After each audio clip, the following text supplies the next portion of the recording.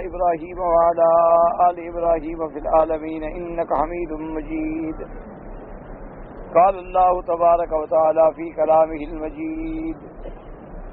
أعوذ بالله من الشيطان الرجيم بسم الله الرحمن الرحيم. ومن يقتل مؤمنا متعمدا فجزاؤه جهنم خالدا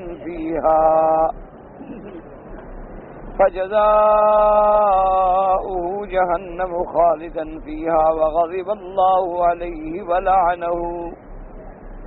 وأعد له عذابا عظيما. قال المؤلف والمفسر رحمه الله تعالى: أدام النفع بعلومه وعلومكم في الدارين آمين. إلى أن قال: وقد رواه ابن مردويه بإسناده مرفوعا من طريق محمد بن جامع العطار عن العلاء بن ميمون العنبري عن حجاج الأسود عن محمد بن سيرين عن أبي هريرة مرفوعا ولكن لا يصح.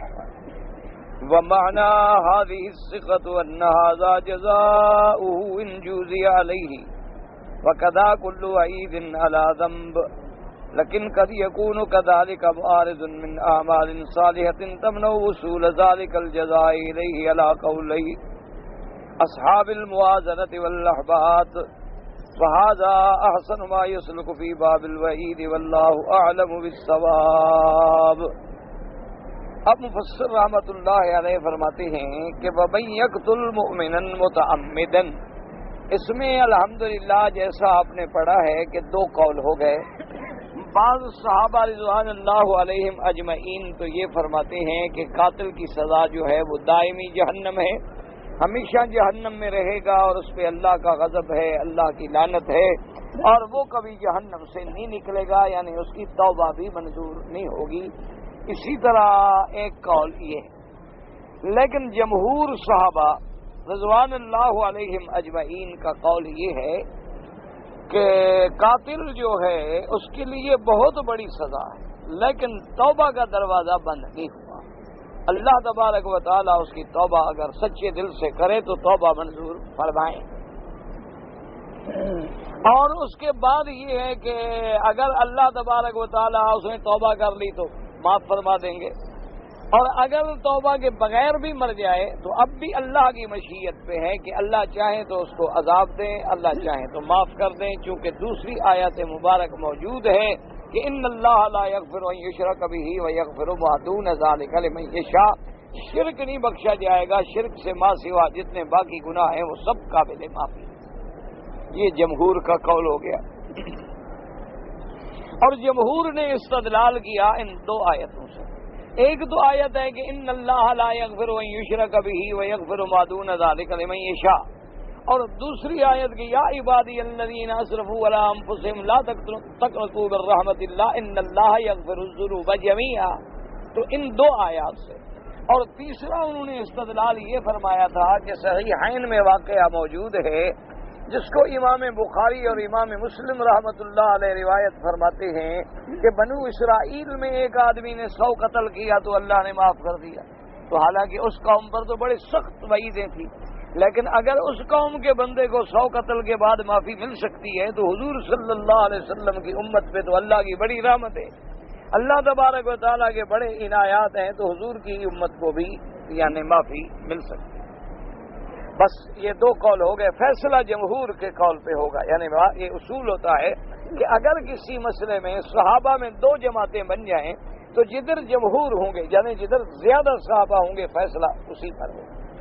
اور باقی صحابہ رضوان اللہ علیہم اجمعین کے قول کو ہم یہ سمجھیں گے کہ یہ ان کا اپنا اجتہاد ہے کہ انہوں نے ظاہر آیت مبارک سے یہ سمجھا. لیکن یہ مسئلہ بھی ساتھ سمجھ لیں کہ بہت مسائل ہیں جن میں صحابہ رضوان اللہ علیہم اجمعین کے درمیان میں بھی اختلاف ہے. چاہے فتویٰ جمہور کے قول پہ ہو، لیکن کسی کی شان میں گستاخی ہم نہیں کریں گے. ہم دوسرے کسی صحابی کے بارے میں بے ادبی کا ہم یہ کہیں کہ تمہارا قول غلط ہے، اور یہ نہیں، ہم یہ کہیں گے انہوں نے اجتہاد فرمایا، ان کی رائے یہ تھی، لیکن جمہور کا قول یہ ہے اور فتویٰ جو ہے وہ اسی پہ. اسی طرح جیسے کوئی مسئلہ فقہی ہے، امام ابو حنیفہ رحمۃ اللہ علیہ، امام شافعی رحمۃ اللہ علیہ، امام مالک رحمۃ اللہ علیہ، امام احمد بن حنبل رحمۃ اللہ علیہ. اچھا اب ان میں ایک امام کا قول ہے اور 3 کا خلاف ہے، تو جمہور کے قول میں زیادہ پھر طاقت ہوتی ہے. لیکن دوسرے کی بھی بے ادبی ہم نہیں کریں گے. ہم کہیں گے کہ انہوں نے جو تحقیق کی، جو اجتہاد کیا، ان کی رائے میں یہ قول مبارک یوں تھا. لیکن چونکہ جمہور ایک طرف ہو گئے ہیں تو جمہور کے قول میں زیادہ طاقت، زیادہ وزن اور زیادہ اہمیت ہوتی ہے، کیونکہ اصولی بات ہے ایک حدیث کو سمجھنے والا ایک آدمی ہے اور ایک حدیث کو سمجھنے والے 3 آدمی ہیں. تو صاف بات ہے کہ 3 نے جتنی محنت کی ہے، 3 نے جتنی جدوجہد کی ہے، وہ ایک تو نہیں کر سکتا. اور اب تیسرا قول مبارک یہ تھا کہ سیدنا ابی ہریرہ، اچھا ابھی دیکھ لیں کہ حالانکہ ابی ہریرہ رضی اللہ تعالیٰ عنہ ان لوگوں میں ہیں جو کہتے تھے کہ قاتل کی توبہ منظور نہیں ہوگی، لیکن حضرت ابی ہریرہ رضی اللہ تعالیٰ عنہ کا ایک قول مبارک یہ بھی ہے، وہ فرماتے ہیں کہ ان ھذا جزاؤہ ان جوزیہ. کیا مانا بھی اس کی سزا تو یہ ہے، اس کی سزا تو یہ ہے کہ وہ ہمیشہ جہنم میں رہے، لیکن اس کی سزا کو کسی دوسری وجہ سے کمزوری آ جائے، معافی مل جائے تو یہ اللہ کی رحمت ہے. یعنی سزا تو اس کی یہی ہے. اب دیکھیں نا، جیسے کوئی آدمی یا دنیا کے قانون میں بھی کسی کو سزا ہو جاتی ہے 2 سال 3 سال، لیکن سپرنٹینڈنٹ جیل جو ہوتا ہے وہ کہتا ہے کہ بھی اس نے حسن سلوک کے ساتھ یہ 3 سال جو گزارے ہیں تو کوئی غیر قانونی حرکت نہیں کی، لہذا ہم اس کو 6 مہینے کی چھوٹ دیتے. تو سزا تو اس کی 3 سال تھی، لیکن اس کی اچھی کارگزاری سے 6 مہینے کی چھٹی مل گئی. اسی طرح حضرت ابی ہریرہ رضی اللہ تعالیٰ عنہ کا فرمان ہے کہ بھی اس کی سزا تو یہی ہے، لیکن اب سزا کے مقابلے پہ آ گئے اعمال صالحہ، تو اعمال صالحہ کی وجہ سے اس کو چھٹکارا مل گیا یا جزا میں کمی ہو گئی، تو یہ علیحدہ بات. تو اس لیے مفسر رحمۃ اللہ علیہ فرماتے ہیں کہ اس کو کہتی ہیں باب الاحباط. کیا مانا کہ سزا تو یہ ہے، لیکن اللہ گرا دے اس سزا کو، معافی دے دے، کم فرما دے، بالکل معاف فرما دے، تو اللہ تبارک و تعالیٰ اس باب پہ قادر ہے. تو اسی کو بیان فرما رہے ہیں مفسر رحمۃ اللہ علیہ کہ حضرت ابی ہریرہ رضی اللہ تعالیٰ عنہ سے جو مرفوعاً نقل کیا گیا ہے، مرفوعاً کا معنی ہوتا ہے کہ رفعہ الی النبی صلی اللہ علیہ وسلم. یہ بات تو ٹھیک نہیں ہے، لیکن بہرحال یہ حضرت ابی ہریرہ رضی اللہ تعالیٰ عنہ کا قول مبارک ہے. اب مفسر فرماتے ہیں کہ معنی یہ ہو جائے گا کہ بھئی اس کی سزا تو یہ ہے اگر سزا ملی، وَقَضَا كُلُّ وَعِيدٍ عَلَى ذَنبٍ. ہاں اسی طرح ہر گناہ کی ایک سزا ہے، لیکن کبھی یہ ہوتا ہے کہ اس کے معارض اس کے اعمال صالحہ ہیں، وہ اعمال صالحہ جو ہیں وہ ان کو روک دیتے ہیں کہ وہ جزا اس تک نہیں پہنچ سکتی. اسی کو کہتے ہیں اصحاب البوادنۃ والاحباط. مفسر فرماتا ہے کہ باب وعید میں یہ بہت ہی اچھا باب ہے اور بہت ہی اچھا راستہ. جیسے کہ احادیث مبارک میں آتا ہے کہ قیامت والے دن اللہ تبارک و تعالی حافظ قرآن جو ہیں ان کو بلائیں گے جنہوں نے قرآن حفظ کیا. جب وہ اللہ کے دربار میں پیش ہوں گے، ایک تو ان کے سر پہ اللہ پاک حکم دیں گے فرشتوں کو کہ تاج رکھو، کیونکہ یہ بادشاہ ہیں لوگوں میں جنہوں نے میرا کلام سینوں میں رکھا تھا، تو ان کو تاج پہنایا جائے گا. اور میرے آقا سرکار دو عالم صلی اللہ علیہ وسلم فرماتے ہیں کہ اس تاج کا ایک موتی بھی اگر دنیا میں بھیجا جائے تو سورج بے نور ہو جائے گا، یعنی وہ اتنے قیمتی تاج ہوگا. اور اس کے بعد اللہ پاک فرمائیں گے حافظ قرآن کو کہ حافظ قرآن دیکھو، ہم تمہارے خاندان میں 10 آدمیوں میں تمہاری سفارش قبول کرتے ہیں، تم اپنے خاندان میں سے 10 آدمی چن لو، اور وہ جن کو جہنم کے پروانے مل چکے ہوں گے، لیکن اللہ فرمائیں گے تم سفارش کرو گے تو ہم چھوڑ دیں گے. تو حافظ قرآن جب شفاعت کریں گے تو ان 10 کو بھی رہا کر دیا جائے گا. اب دیکھیں سزا تو ان کو ہو گئی، پروانے بھی مل گئے، سزا بھی حکم ہو گیا، لیکن شفاعت کی وجہ سے اللہ تبارک و تعالیٰ نے ان کی سزا جو تھی وہ معاف فرما دی. تو اس لیے اللہ تبارک و تعالیٰ اللہ نے جو قتل پہ سزا رکھی وہ تو یہی ہے کہ فجزاؤہ جہنم خالدا فیہا وغضب اللہ علیہ ولعنہ وأعد له عذابا عظیما. لیکن اگر کسی کو اللہ معاف فرما دیں، اللہ توبہ قبول فرما لیں، تو اللہ تبارک و تعالیٰ سے تو کوئی پوچھنے والا نہیں ہے. ورنہ قتل انسانی اتنا بڑا جرم ہے، اتنا بڑا جرم ہے کہ اللہ نے شرک کے بعد اس جرم کو ذکر کیا ہے، کیونکہ اللہ کو اپنے بندے جو ہیں وہ بڑے محبوب ہیں. اب اس کے بعد فرماتی ہیں وَبِتَقْدِيرِ دُخُولِ الْقَاتِلِ فِي النَّارِ اما على قول ابن عباس وافقوا انه لا توبة له او على قول الجمهور حيث لا عمل له صالحا ينجو به وَلَيْسَ بِمُخَلَّدٍ فِيهَا أَبَدًا بل الخلود هو المقصد الطویل۔ اب مفسر رحمۃ اللہ علیہ فرماتی ہیں کہ اگر قاتل کو جہنم میں داخل کیا گیا تو حضرت ابن عباس اور حضرت ابن عباس کے ساتھ اور صحابہ وہ تو فرماتی ہیں کہ اس کی توبہ نہیں، یعنی وہ ہمیشہ جہنم میں رہے گا،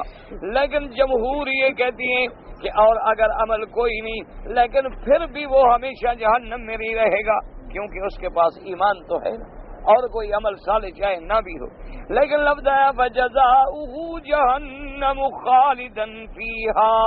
تو خلود کا معنی کیا ہوگا کہ بہت لمبی مدت۔ اب بھی دیکھو نا، جس کو کہتے ہیں جی فلاں آدمی کو عمر قید، حالانکہ قید 20 سال ہوتی ہے، لیکن کہتے ہیں عمر قید، کیا معنی بھئی اس کی تو گویا کیوں 20 سال کوئی مذاق تھوڑی ہے، 20 سال میں گویا عمر تو گزر گئی نا۔ اب 40 سال کا بندہ ہو 20 سال سزا گزارے تو 60 سال میں نکلے گا،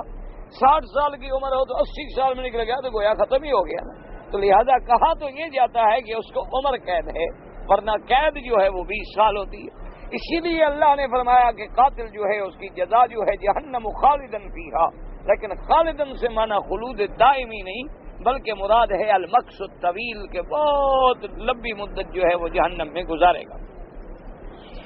اب اس کے بعد فرمانے وقت تواترت الاحادیث عن رسول اللہ صلی اللہ علیہ وسلم انہ یخرج من النار من کان فی قلبہ ادنی مثقال ذرۃ من ایمان۔ اب مفسر رحمۃ اللہ علیہ فرماتی ہیں کہ حضور پاک سرکار دو عالم سرکار دو جہاں صلی اللہ علیہ وسلم سے احادیث مبارک جو ہیں متواتر ہیں، تواتر تک پہنچ چکی ہیں، جن میں یہ بات ثابت ہے کہ جس کے دل میں ذرے کے برابر بھی ایمان ہے وہ جہنم سے نکلے گا۔ شرط یہ ہے کہ وہ کفر پہ نہ مرے، شرط یہ ہے کہ وہ شرک پہ نہ مرے، اس کے اندر اگر ادنا مثقال حبۃ من خردل، خردل کہتے ہیں یہ سرسوں کا دانہ ہوتا ہے جس سے تیل نکالتے ہیں، تو وہ تو بڑا چھوٹا سا ہوتا ہے، لیکن اس سے بھی کم اگر ایمان ہے پھر بھی جہنم سے نکلے گا۔ وَأَمَّا حَدِيثُ مُعَاوِيَةَ كُلُّ ذَنبٍ أَسَى اللَّهَ أَن يَغْفِرَهُ إِلَّا وَجْهُ يَمُوتُ كَافِرًا أَوِ الرَّجُلُ يَقْتُلُ مُؤْمِنًا مُتَعَمِّدًا فَأَصَى لِلتَّرَجِّي فَإِذَا انتفى الترجي في هاتين السورتين لا تنفي وقوع ذلك في أحدهما وهو القتل لما ذكرنا من الأدلة۔ اب مفسر رحمۃ اللہ علیہ فرماتی ہیں کہ حضرت معاویہ رضی اللہ تعالی عنہ نے حدیث روایت فرمائی ہے، فرمایا کل ذنب عسى اللہ ان یغفرہ، ہر گناہ جو ہے وہ امید ہے کہ اللہ بخش دیں گے، لیکن ایک گناہ ایسا ہے کہ جو شرک پہ مر گیا کبھی نہیں بخشیں گے، جو موت جس کو کفر پہ آ گئی، یا وہ آدمی جس نے کسی مسلمان کو جان کے قتل کیا اس کو بھی نہیں بخشیں گے۔ تو مفسر فرماتے ہیں کہ عصا جو ہے ترجی کے لیے کہ امید ہے، تو جب امید اٹھ گئی تو ختم ہو گئی۔ اب فرماتے ہیں اما من مات کافرا فالنص ان اللہ لا يغفر له البتة، واما مطالبة المقتول القاتل يوم القيامة انه حق من حقوق الآدميين فهي لا تسقط بالتوبة ولكن لا بد من ردها اليهم، فلا فرق بين المقتول والمسروق منه والمغصوب منه والمقصوب وسائر حقوق الآدميين، فإن الإجماع بنكدنا أنها لا تسقط بالتوبة ولكنه لا بد من ردها إليهم في صحة التوبة، فإن تطر ذلك فلا بد من المطالبة يوم القيامة، لكن لا يلزم من وقوع المطالبة وقوع المجازات، إذ قد يكون للقاطع أعمال صالحة المقتول أو بعضها ثم يفضل له أجر يدخل بالجنة أو يحفظ الله المقتول بما يشاء من فضله من قصور الجنة ونعيمها ورفع درجته فيها ونحو ذلك والله تعالی اعلم۔ اب مفسر رحمۃ اللہ علیہ فرماتے ہیں کہ مسئلہ سمجھیں، وَأَمَّا مَنْ مَاتَ كَافِرًا، جو آدمی کفر پہ مر گیا، جو آدمی شرک پہ مر گیا، جو آدمی غیر اللہ کی نظر نیاز، غیر اللہ کی پکار پہ مر گیا، جو آدمی غیر اللہ کے سجدے کو عقیدہ سمجھ کے کرتا رہا مر گیا، اس کی بخشش تو قیامت میں نہیں ہوگی، کیونکہ وہ تو نص قرآنی ہے کہ ان اللہ لا یغفر ان یشرک بہ، اللہ نے کہہ دیا کہ ہم مشرک کو کبھی معاف نہیں کریں گے، اس میں تو کوئی تعویل ہے ہی نہیں۔ اب باقی بچ گیا مسئلہ کہ قیامت والے دن مقتول جو ہے قاتل کو پکڑ کے عرش کے نیچے لائے گا، تو فرماتے ہیں کہ مطالبے کرنے کا تو اس کو حق ہے نا، کہ مقتول جو ہے اس کا مطالبہ تو جائز ہے، کیونکہ اس کا تو حق باقی ہے۔ اسی لیے یہ کہتا ہے کسی نے چوری کی تو جب تک وہ مال واپس نہ کرے وہ تو حق باقی ہے، وہ تو توبہ سے معاف نہیں ہوگا۔ یہ تو نہیں کہ آدمی 10 لاکھ کی چوری کر لے اور شام کو پھر توبہ کر لے، وہ تو توبہ سے معاف نہیں ہوتی، کیونکہ وہ تو آدمی کا حق ہے۔ اسی طرح اگر کسی نے مال لوٹا یا چھینا ہے جب تک واپس نہ کرے توبہ کا کوئی فائدہ نہیں۔ اسی طریقے سے اگر کسی نے کسی پہ تہمت لگائی، کسی نے کہا فلانا زانی ہے، ایسا ہے تو یہ قذف ہے، یا ثابت کرے ورنہ 80 کوڑا ہے اگر اسلام کی سلطنت ہے، لیکن قیامت میں بھی اس کا حق باقی ہے۔ اس لیے مفسر رحمۃ اللہ علیہ فرماتے ہیں کہ جہاں تک توبہ قبول نہ ہونے کا تعلق ہے، ابھی آدمی کا جو حق ہے، اس نے آدمی کو جو قتل کر دیا تو توبہ کیسے منظور ہو؟ توبہ تو منظور ہوتی ہے جب اللہ کا حق ہو تو اللہ معاف کر دیتے، اگر بندے کا حق ہے تو وہ تو ادا کرنا پڑے گا لازم۔ اگر کسی کا مال ہے، تہمت ہے، چوری ہے، ڈاکہ ہے، قتل ہے، تو جب تک آدمی بندے کا حق ادا نہ کرے تو اللہ معاف کیسے فرمائے؟ ہاں البتہ یہ بات ہے کہ قیامت والے دن جب قاتل پکڑا جائے تو اب اللہ کی مرضی ہے، وہ چاہے تو مقتول کو اس کے اعمال صالحہ دے دیں، وہ چاہے تو مقتول کو کہیں کہ بھی اس کے بدلے میں ہم تمہیں جنت میں یہ درجات دیتے ہیں، تم اس کو معاف کرو، تو اللہ تبارک و تعالیٰ پھر بھی اس کو چھوڑنے پہ قادر ہیں۔ لیکن یہ معاملہ اللہ کی رحمت سے ہے، ورنہ ادائیگی کا حق جو ہے وہ دنیا میں ہے، وہ آخرت میں نہیں۔ ادائیگی کا حق جو ہے دنیا میں ہے کہ اگر آپ نے کسی کی چوری کی، کسی کی غیبت کی، کسی کا گلہ کیا، کسی کو تہمت لگائی، کسی کا مال چھینا، کسی کو مارا ہے تو دنیا میں بخشوائیں، دنیا میں جا کے اس کے حق ادا کریں۔ حق ادا نہیں کر سکتے تو معافی طلب کریں، اس کو کہیں بھی مجھے معاف کر دو، میں حق تو ادا نہیں کر سکتا۔ اچھا بعض اوقات ایسا ہے کہ تم نے کسی کا مال چھینا تھا، اب تمہیں پتہ ہی نہیں کہ وہ آدمی کون ہے، تو اس کا فقہاء کرام نے یہ لکھا ہے کہ اتنا مال جو ہے تم صدقہ کر دو، خیرات کر دو، تاکہ اللہ تبارک و تعالیٰ اس بندے کو مال کا ثواب دیں گے اور تمہاری توبہ بھی قبول ہو جائے گی کہ تم نے اس کا مال خود تو نہیں رکھا نا، لوٹا دیا۔ اگر اس کے وارث موجود ہیں تو وارثوں کو ادا کریں، اگر وارث موجود نہیں ہے تو پھر اللہ کے راستے میں صدقہ کر دیں، کیونکہ اللہ تبارک و تعالی حقوق دو قسم کے ہوتے ہیں، ایک حقوق اللہ ہیں اور ایک حقوق العباد ہیں۔ اللہ کے حق جو ہیں وہ تو توبہ سے معاف ہو جاتے ہیں، لیکن حقوق العباد جو ہیں وہ توبہ سے معاف نہیں ہوتے جب تک کہ آدمی بندے کا حق ادا نہ کرے۔ اسی لیے حج پڑھنے سے سارے گناہ معاف ہو جاتے ہیں، لیکن حقوق العباد معاف نہیں ہوتے، ورنہ تو پھر دنیا ایک تماشا بنا لے کہ زندگی میں 1 سال میں 10 لاکھ 20 لاکھ ڈاکہ مارا، چوری کی اور حج پہ آ گئے، تو یہ معاف نہیں ہوتی۔ یا سارا سال رشوت کھاتے رہے، لاکھوں روپے رشوت کے کھا گئے اور پھر حج پہ آ گئے، تو وہ گناہ معاف نہیں ہوتے، بلکہ مال حرام سے حج پہ آنے والا یا عمرے پہ آنے والا یا عبادت پہ آنے والا، جیسے کہ حدیث مبارک موجود ہے، حضور پاک صلی اللہ علیہ وسلم نے فرمایا کہ جب مال حرام والا آدمی کہتے ہیں لبیک اللہم لبیک لبیک لا شریک لک لبیک، تو ندا آتی ہے، اللہ حکم دیتے ہیں فرشتوں کو کہہ دو لا لبیک ولا سعدیک وحجک مردود علیک، کہ تمہاری کوئی حاضری نہیں، تمہارا حج ہم نے تمہارے منہ پہ پھینک دیا۔ تو اس لیے ہمیشہ یاد رکھیں کہ حقوق العباد نہیں بخشے جائیں گے، حقوق العباد تب بخشے جائیں گے جب تم بندے کا حق ادا کرو۔ یہ جو ہم مجلسوں میں بیٹھ کے لوگوں کی غیبت کرتے ہیں یہ بھی حق العبد ہے، یہ جو ہم لوگوں پہ تہمت لگاتے ہیں کہہ رہی او جی چھوڑو جی میں جانتا ہوں فلاں بڑا خبیث ہے، بڑا زانی ہے، بڑا شرابی، تم کون ہو اس پہ تہمت لگانے والے؟ تم گواہ ہو، تمہیں کسی نے مقدمے میں طلب کیا ہے، تم سے کسی نے شہادت مانگی ہے۔ اچھا پتہ ہے فائدہ کیا ہوتا ہے؟ نتیجہ یہ ہوتا ہے کہ جس پہ تم تہمتیں لگاتے اس کے گناہ معاف ہو جاتے ہیں اور تمہارے گناہ بڑھ جاتے ہیں، یعنی آدمی اپنی بربادی کا سامان کرتا ہے۔ تو اس لیے بلا وجہ ایسی باتوں سے احتراز کیا کریں۔ اچھا اور یہ مسئلہ بھی سمجھ لیں کہ غیبت کا معنی یہ ہے کہ ایک آدمی ہے شرابی، تم اس کے بارے میں کہہ رہے ہو جی شراب پیتا ہے، شراب پیتا ہے، شرابی ہے، یہ غیبت ہے۔ اگر اس میں وہ بیماری نہیں ہے اور کہہ رہے ہو تو بہتان ہے، وہ تو بہتان عظیم ہے۔ غیبت کا معنی ہی یہ ہے کہ اس میں برائی موجود ہے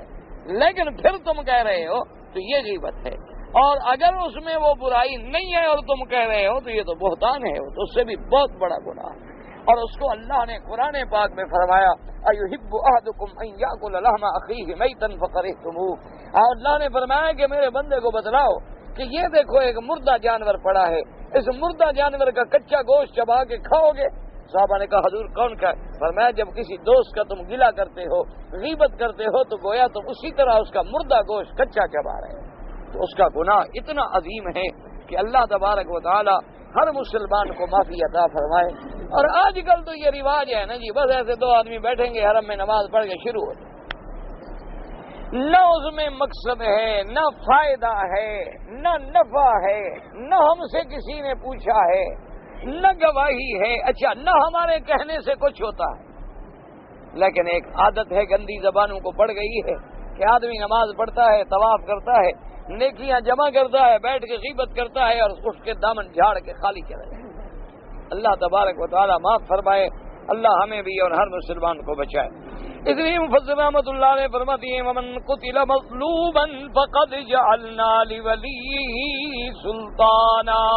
اللہ نے فرمایا کہ قیامت والے دن اور دنیا میں بھی جو آدمی ناحق قتل کر دیا جائے، اس مظلوم کے جو ولی ہیں ان کو ہم غلبہ دیں گے، ان کا حق ہے، لہذا ان کا حق جو ہے وہ ادا کریں۔ ثم مخيرون بين أن يقتلوا ويعفوا أو يأخذوا دية مغلظة أثلاثا 30 حقة و30 جزعة و40 خلفة۔ اب مفسر رحمۃ اللہ علیہ فرماتی ہیں کہ جو مقتول کے وارث ہیں ان کو حق ہے، وہ چاہیں تو معاف کر دیں اور اگر چاہیں تو دیت لے لیں،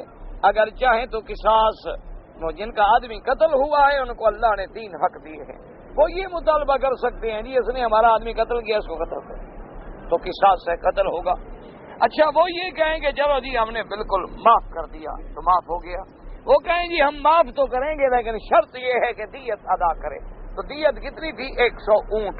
اور اگر پیسوں کا حساب ہو تو 1000 دینار یا 10,000 درہم۔ اب اس کی ہم قیمت کریں گے، یہ قیمت کبھی چڑھ جائے گی کبھی گر جائے گی۔ اس لیے آپ نے دیکھا ہے نا کہ یہاں چونکہ اسلام کا قانون ہے تو کبھی 1 لاکھ ریال دیت ہوتی تھی، کبھی 1,20,000، کبھی 1,40,000، کیونکہ جیسے جیسے اونٹوں کی قیمت بڑھ جائے گی تو دیت کی قیمت بھی بڑھ جائے گی، ادھر قیمت گر جائے گی تو پھر قیمت دیت جو ہے وہ کم ہو جائے گی۔ تو اب اس کو 3 حق ہیں، چاہے تو قصاص لے لے، چاہے تو معاف کر دے اور چاہے تو دیت لے لے۔ اور دیت بھی مغلظہ لے سکتا ہے کہ وہ یہ کہے کہ مجھے 30 اونٹ جو ہے وہ حقہ دیں، 30 اونٹ جو ہے وہ جزع اور 30 اونٹ جو ہے وہ خلفہ دیں۔ فاختلف الأئمة هل تجب عليه كفارة رقبة أو صيام شهرين متتابعين أو إطعام على أحد القولين كما تقدم في كفارة الخطأ على قولين فالشافعي وأصحابه وطائفة من العلماء يقولون نعم يجب عليه لأنه إذا وجبت عليه الكفارة في الخطأ فلأن تجب عليه في العمد أولى وتردوا هذا في كفارة اليمين الغموس واعتذروا بقضاء الصلاة المتروكة عمدا كما أجمعوا على ذلك في الخطأ وقال أصحابه والإمام أحمد وآخرون قتل الأمد أعظم من أن يكفر فلا كفارة فيه وقضاء اليمين الغموس فلا سبيل لهم إلى الفرق بين هاتين السورتين وبين الصلاة المتروكة عمدا فإنهم يقولون بوجوب قضاء إذا تركت عمدا وقد احتج من ذهب إلى وجوب الكفارة في قتل الأمد مما رواه الإمام أحمد الى آخری۔ اب مفسر رحمۃ اللہ علیہ فرماتی ہیں کہ قتل خطا میں ہم نے کیا پڑھا تھا کہ اس پر 2 سزائیں ہیں، ایک تو دیت ادا کرے اور ایک غلام آزاد کرے۔ اگر غلام آزاد نہ کر سکے تو فصیام شہرین متتابعین، 2 مہینے کے روزے رکھے لگاتار۔ یہ امر تھا قتل خطا میں۔ اب مسئلہ ہے قتل عمد کا، اگر کسی نے کسی کو جان کے قتل کیا تو اب اس پر یا تو قتل ہوگا یا مقتول معاف کر دیں یا دیت۔ کیا اس پر بھی کفارہ ہے یا اس پر کفارہ نہیں ہے؟ بعض ائمہ جیسے امام شافعی رحمۃ اللہ علیہ وہ تو فرماتے ہیں کہ کفارہ ہے، وہ کہتے ہیں کہ بھی جب قتل خطا والے پر ہے، جس نے غلطی سے قتل کیا اس پر کفارہ ہے، اور یہ تو جان کے قتل کر رہا ہے، اس پہ کفارہ کیوں نہیں ہوگا؟ اس کو بھی کفارہ ادا کرنا ہوگا۔ اور لیکن بعض ائمہ فرماتے ہیں کہ نہیں، کفارہ ہے قتل خطا میں۔ یہ قتل عمد تو اتنا بڑا گناہ ہے کہ اس کا تو کوئی کفارہ ہو ہی نہیں سکتا، تو لہذا اس کا کیا کفارہ ہے؟ اس کے لیے وہی سزا ہے کہ یا تو یہ قتل ہو جائے گا، جب قتل ہو گیا تو کفارہ کیا ادا کرے گا، یا پھر مقتول نے اپنے حقوق معاف کر دیے ہیں، یا اس نے پھر دیت ادا کی ہے کہ مقتول کے اولیاء جو ہیں وہ دیت لینے پہ راضی ہوئے ہیں۔ اس لیے مفسر رحمۃ اللہ علیہ فرماتے ہیں کہ اس کے اندر جو ہیں وہ 2 قول ہیں۔ اچھا اسی طرح مفسر رحمۃ اللہ علیہ فرماتے ہیں کہ جیسے کفارہ ہوتا ہے الیمین الغموس، جھوٹی قسم کا، اچھا اسی طرح بعض لوگوں نے اعتذار کیا ہے کہ ایک آدمی نے قضا کرنی تھی، نماز چھوڑ دی تو نکاح لازم اس کو قضا کرنی ہوگی، لیکن بعض فرماتے ہیں کہ قتل عمد کا کفارہ کوئی نہیں، اسی طرح یمین غموس کا بھی کوئی نہیں، اور اس میں ہم فرق بھی نہیں کر سکتے۔ اور صلاۃ المتروکہ عمدن جو ہے وہ لازم ہے کہ توبہ بھی کرے اور اس کے بعد ادا بھی کرے۔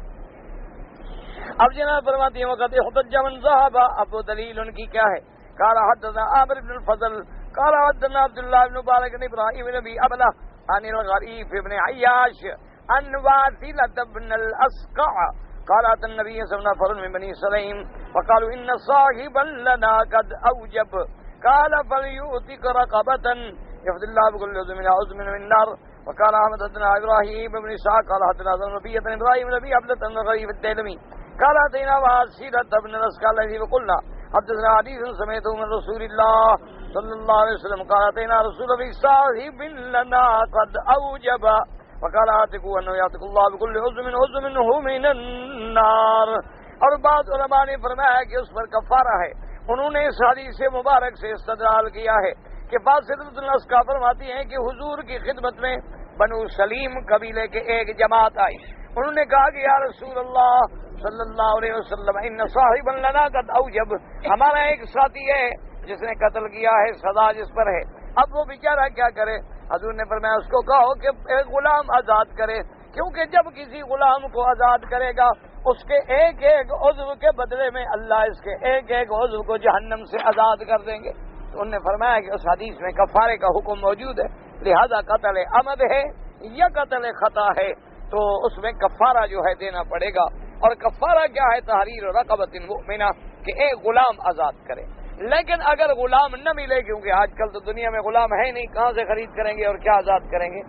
یا یہ ہے کہ غلام تو مل سکتا ہے لیکن پیسہ نہیں، کہاں سے غلام خریدے، تو اس کے لیے حکم ہے فمن لم یجد فصیام شہرین متتابعین، کہ پھر وہ 2 مہینے کے روزے رکھے، لیکن روزے میں بھی یہ شرط ہے متتابعین۔ کیا مانا؟ اگر 10 روزے رکھنے کے بعد ایک چھوڑ دیا تو پھر ابتدا سے رکھنے پڑیں گے، یعنی 2 مہینے کے روزے لگاتار متواتر۔ ہاں اگر کوئی عورت ہے، حیض ہے، نفاس ہے، اس کی وجہ سے درمیان میں روزے چھوٹ گئے تو پھر وہ آگے شروع کر دے گی، کیونکہ حیض اور نفاس اس کے اپنے ہاتھ میں نہیں، گویا اس نے خود تو نہیں چھوڑا۔ ان اللہ کتب علی بنات آدم، اللہ پاک نے اولاد آدم کی بیٹیوں پہ حیض لکھا ہے، تو عورت کیا کر سکتی ہے؟ وہ تو اس کے اپنے بس میں۔ تو اس حدیث مبارک سے انہوں نے استدلال فرمایا۔ اسی طرح فرماتے ہیں وقد روى ابو داود والنسائی من حدیث ابراہیم بن ابی ابلہ به بلفظ ابی داود ان الغریب الدیلمی قال اتینا واثلة بن الاسقع، کہ ہم حضرت واثلہ کی خدمت میں آئے، فقلنا له حدثنا حدیثا، ہم نے کہا ہمیں حضور پاک کی حدیث سناؤ، لیس فیہ زیادۃ ولا نقصان، لیکن ہمیں پوری حدیث سنائے، نہ کوئی کمی ہو نہ کوئی زیادتی ہو۔ فغضب، حضرت ناراض ہو گئے، فقال ان احدکم لیقرأ وصفه لكم في بيتي ويزيد ينقص، قلنا انما اردنا حدیثا سمعته من رسول اللہ صلی اللہ علیہ وسلم۔ حضرت ناراض ہو گئے، آپ نے فرمایا کہ تم میں سے کوئی آدمی اللہ کا مصحف قرآن جو ہے گھر میں لٹکا لیتا ہے اور پھر پڑھتا ہے، کیا اس میں وہ زیادتی اور نقصان کرنے؟ کہا جی ناراض نہ ہوں، ہمارا مقصد تھا کہ حضور کی حدیث سنائے۔ یہ لفظ ہم نے اعتراض میں نہیں کہے، کیونکہ حضرت کو غصہ آ گیا کہ میں صحابی ہوں، تو صحابی کبھی حضور کے فرمان میں کمی بیشی کر سکتا ہے کہ کوئی لفظ آگے بڑھا دے یا کوئی لفظ کم کر دے؟ حدیث جو ہے روایت کرنا امانت ہے، اور صحابہ جو ہے کلہم صدوق عدول رضوان اللہ علیہم اجمعین، صحابہ جتنے ہیں وہ سچے ہیں، صحابہ جتنے ہیں وہ امین ہیں، صحابہ جتنے ہیں وہ عدول ہیں، ان کی عدالت و ایمان کا تو خود اللہ گواہ ہے۔ اللہ فرما چکے ہیں کہ اولئک هم المؤمنون حقا، اللہ نے فرما دیا اولئک الذین امتحن اللہ قلوبهم للتقوى، اللہ نے فرما دیا وَأَلْزَمَهُمْ كَلِمَةَ التَّقْوَى وَكَانُوا أَحَقَّ بِهَا وَأَهْلَهَا۔ اللہ فرماتے ہیں میرا مدنی میں تیرے پروانے جو ہے نا صحابہ، ان کے دلوں کو تو ہم نے خود مانج کے دیکھ لیا ہے، اور یہ نہیں کہ یہ تقوی کے پیچھے دوڑے، تقوی ان کے پیچھے دوڑتا ہے، ہم نے تقوی کو ان کے ساتھ لازم کر دیا ہے۔ اس لیے قاعدہ ہے کہ صحابہ جتنا بھی ہے میرے پاک رسول کے صلی اللہ علیہ وسلم، چاہے کسی کو ایک لمحے کی بھی صحبت حاصل ہوئی ہے، وہ صدوق ہے، وہ عدول ہے۔ اگر سند میں آ جائے کہ رجل منا صحاب رسول اللہ، یہ رجل صاحب رسول اللہ، رجل رأى النبی صلی اللہ علیہ وسلم، تو اس سند میں کوئی نقصان نہیں ہوتا۔ لا تضرہ جہالت الصحابی، اگر صحابی مجہول ہے یعنی نام بھی نہیں ہے، صرف اتنا ہے کہ یہ حدیث ایک ایسے آدمی نے روایت کی ہے جس نے حضور کو دیکھا تھا، بس سند ٹھیک ہو گئی، کیونکہ صحابہ تو کبھی جھوٹ بولتے نہیں، صحابہ کی زبان مبارک سے تو حق کی حق ہوتا ہے، صدق کی صدق ہوتا ہے، عدل ہی عدل ہوتا ہے۔ تو اس لیے ان نے غصے میں آ گئے، فرمایا اچھا تم گھر میں قرآن لٹکا لیتے ہو، پڑھتے ہوئے بڑھاتے رہتے ہو، کم کرتے رہتے ہو، کیوں کہہ رہے ہو ایسی بات؟ انہوں نے کہا حضرت ہمارے کہنے کا مقصد یہ نہیں تھا، ہمارا کہنے کا مقصد اتنا تھا کہ حدثنا حدیثا سمعتہ من رسول اللہ صلی اللہ علیہ وسلم، ہمیں تم وہ حدیث سناؤ کہ جو آپ نے حضور سے سنی، یعنی حدیث رسول ہو، کسی کا قول نہ ہو، ہمارے کہنے کا مقصد یہ تھا۔ تو پھر حضرت نے یہ حدیث مبارک سنائی، قال اتینا رسول اللہ صلی اللہ علیہ وسلم صاحب لنا قد اوجب، یعنی ان بالقتال، ہمارے ایک ساتھی سے قتل ہو گیا،